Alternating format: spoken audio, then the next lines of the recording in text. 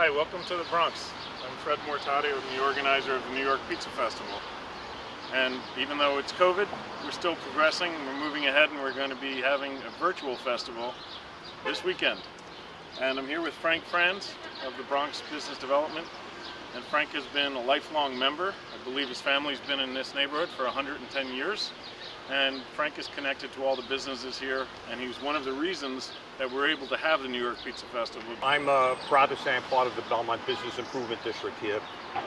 Business improvement districts are located throughout the city and are mainly created for the economic development of different communities.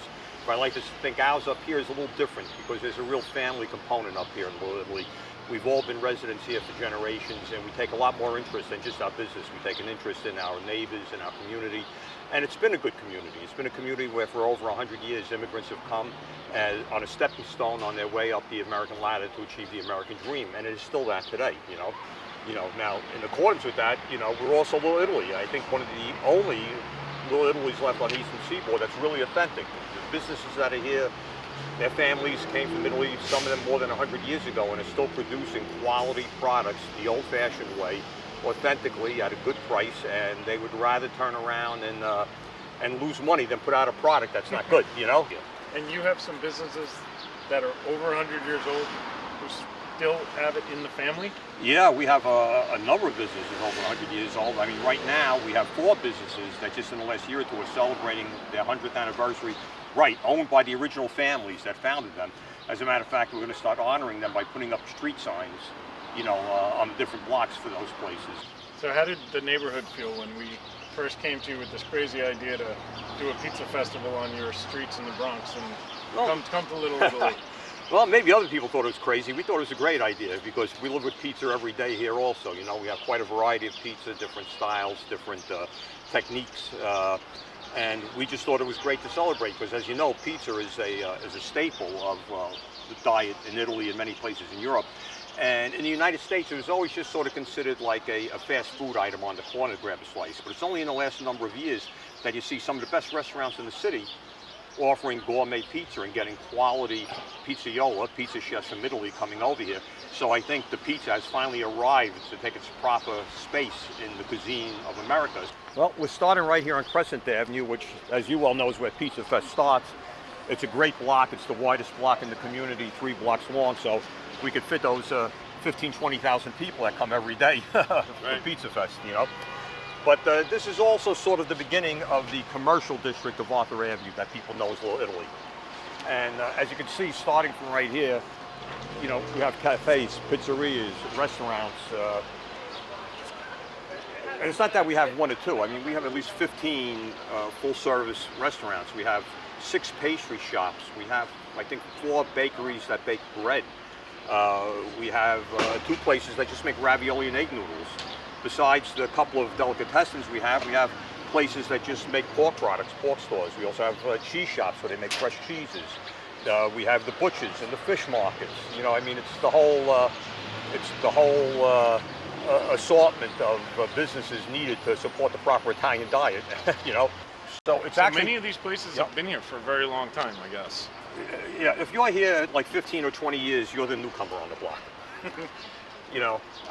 They might not all be 100 years old, but many of them are, 40, 50, 60, 70 or more years owned by the same families. And I think it's that number of businesses here that long. First of all, you can't do anything for 100 years unless you're doing it good, And then there's competition between all the different groups, which is why we have the best bread and the best cheese, because if you don't make the best, they'll just shop across the street and get something else. But I'd like to point out that even though we have all this competition, it's very good-spirited competition. And one of my favorite stories applies to Madonia Bakery that we were talking about before that's over 100 years old. It was some time back that they had a fire there, that they weren't able to bake. And right next door to them is another bakery, Adio Bakery, that's been around since the 1950s, makes an excellent product. Now, I would think in most places in New York or anywhere, you would see that as an opportunity to steal some of the customers of the people that went next door to you.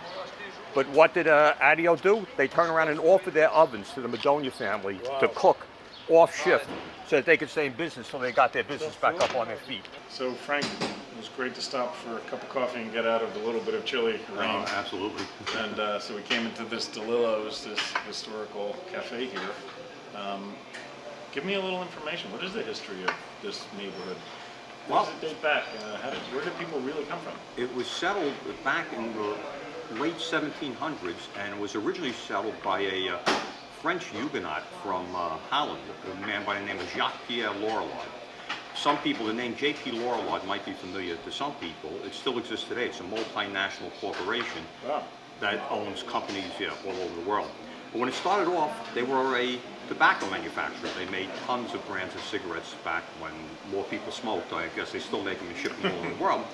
But they were here even before cigarettes. They came here and they ground snuff for the British. And if you go to the Botanical Gardens, the oldest building there is called the Old Snuff Mill, and that was actually Lorillard's factory. They had to build it on the river because you needed water power. There was no electricity yet to ground the snuff. Incredible. And over a period of years, that developed, and then eventually the company moved out to New Jersey, I believe, and I don't know where their manufacturing facilities was. But it became a large company, and let's move up about 100 years, I believe. J.P. Lorillard's grand niece now owned the company. She was the richest woman in the world, I mean in the country at the time. And at that time, Italians started moving into this area, and I guess sort of homesteading, but they were brought here to actually build Fordham University and the Bronx Zoo and the New York Botanical Gardens. All those buildings were built by skilled Italian craftsmen a century ago. And then it became, even after that was done, it became a good place to stay, because in the late 1800s, the 3rd Avenue well was built, which ran right through the neighborhood up here in the Bronx. And construction in the city was, had taken off from 1900 through, through the Depression. And many of those people are now working downtown, and it made it easy for them to take the subway downtown to work. A lot of people know Arthur Avenue. They don't know it's named after President Chester A. Arthur, who was her good friend at the time, the President of the United States. And on either side of Arthur Avenue is Hughes Avenue and Hoffman Street. Hughes Avenue was named after Cardinal Hughes, who was the first Catholic bishop of New York and was famed for opening institutions of higher learning. He founded Fordham University, among others, which was originally St. John's, I think, even before it was Fordham. And the other side, Hoffman, was Paul Hoffman, who was governor at the time. And then the other streets, many of them are named after doctors. And you'd say, well, why are they named after doctors? Well, not far from here was the site of Fordham Hospital, a public hospital, the first one in the Bronx. And when that was going up, the Italians that were here were just amazed that this country would build a hospital to treat these people, free of charge back then, a city hospital. Remember, we're talking simple times, and many of them came from rural farms in Italy, and there were no services like that back in the old country. So they honored the physicians that brought it here by naming the streets after them. So that's how it started, and we're still here, 120, 130 years later. The neighborhood. And a lot of people have come through this neighborhood. Like I said, I've been here, my family's been here for several generations, but certainly hundreds of thousands of people moved here and then moved out, along the way over the years. When I was in grade school back in the 60s, we still had families every year coming from Italy. We had new kids entering every year, starting to learn English, fitting in. And you felt more like, instead of an Italian neighborhood in the United States, you felt more like a little American neighborhood in Italy. It was that type of place. So we're here with Michael Title at Title Brothers. Title Brothers is 104 years? Actually, 1913. 1913. Yes, 108. 108 years old. Yeah. It's wild. Same family. My father's father started it. Same place. It looked like this in 1913, right? I mean, you got the same ceiling and everything. These right? are the same walls, I guess? Same ceiling. Yeah, same walls. Absolutely. Yeah. The only thing that's changed is the floor. The first thing I did when I came down here was put a new floor. They had the old floor. It was here for 100 years. I remember coming here with my mother taking me here by the hand, literally back in the 1950s, and they were old already then in the 1950s, and the place looked like this. I've been here since like the 60s, before I left for the restaurant. But I see people that I've known since I'm a kid. Yeah. And they come in and they tell me they came in with their parents. Yeah. They come in with their children come in, and then their children come in, and they come in. They're getting the best products. They're getting good products at great prices.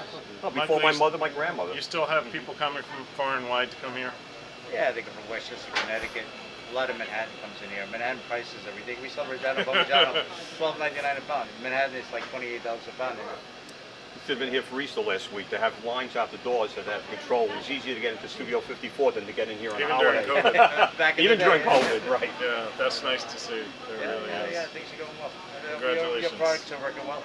Excellent. So we got the flowers. It's nice to see you. So, Frank, good to Take see you. care. Say hello to Bill Ciao, for me. ciao, ciao, ciao. But despite, as I said, I lived here my whole life, and people always say, well, you know, how the neighborhood's changed. Well, my answer to them is, one, the whole world has changed. And certainly the Bronx has also. But there's something here, you know, that feeling of community, that feeling of we're all in it together, that still exists.